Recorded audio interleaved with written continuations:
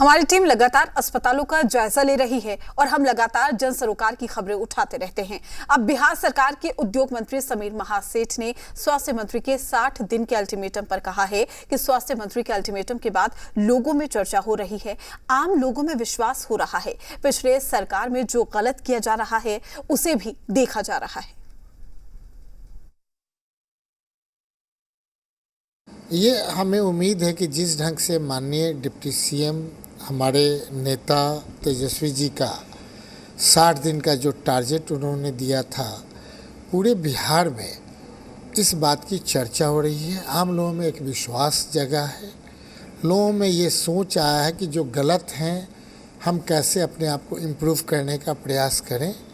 और माननीय मुख्यमंत्री जी फिर टारगेट लेकर के ऑब्जर्व कर रहे हैं कि जो माने हमारे तेजस्वी जी ने कहा है वो कहाँ तक वो पूरा हुआ। ये सब घर से ही हैंडीक्राफ्ट का बिजनेस करके हर महीने लाखों कमाते हैं। आपको भी ये करना है, इनसे सीखना है तो फ्रीडम ऐप को अभी डाउनलोड कीजिए। नहीं हुआ ये ऑब्जर्वेशन भी कर रहे हैं।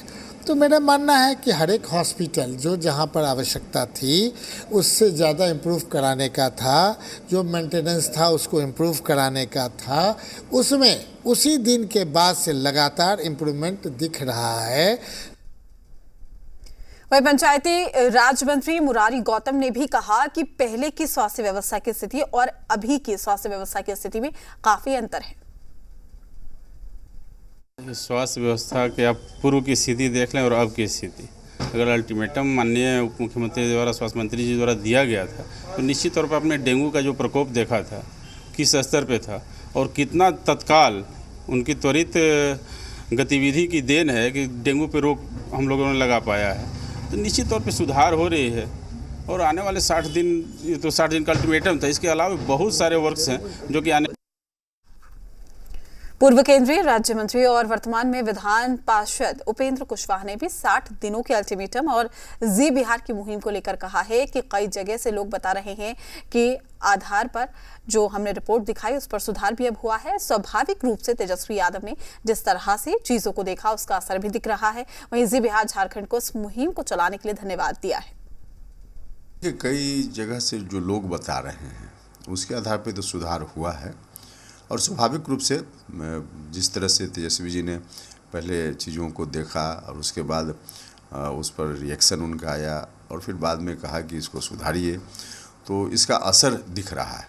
और असर दिख रहा है तो स्वाभाविक रूप से लोगों को फ़ायदा भी हो रहा है। जी बिहार ने इस पर मुहिम भी चलाया था। हाँ, जी बिहार का भी हम धन्यवाद करते हैं। ऐसी चीज़ों पर मुहिम चलाकर एक तरह से सरकार का सहयोग किया है, क्योंकि जो सच्चाई है सरकार की नज़र में बात अगर ठीक ठाक ढंग से आती रहेगी तो स्वाभाविक रूप से सरकार को भी काम करने में सुविधा होगी। तो जी बिहार के लोग इस काम में लगे हुए हैं, कर रहे हैं, किया है इन्होंने, इसके लिए बहुत अच्छा लगा और मैं धन्यवाद देता हूँ। बीजेपी प्रवक्ता विनोद शर्मा ने तेजस्वी यादव के अल्टीमेटम पर कहा है कि तेजस्वी यादव ने निश्चित रूप से अल्टीमेटम दिया था, लेकिन स्वास्थ्य व्यवस्था में किसी तरह का सुधार नहीं हुआ है, क्योंकि अधिकारी तेजस्वी यादव के नियंत्रण में नहीं है और अधिकारियों की पोस्टिंग मुख्यमंत्री करते हैं।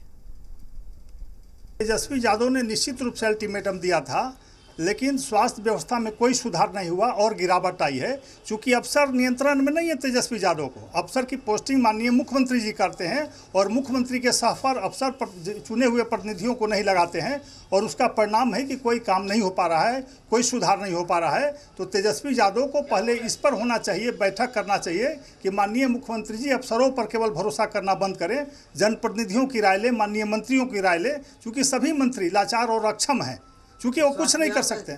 ये सब घर से ही हैंडीक्राफ्ट का बिजनेस करके हर महीने लाखों कमाते हैं। आपको भी ये करना है, इनसे सीखना है तो फ्रीडम ऐप को अभी डाउनलोड कीजिए।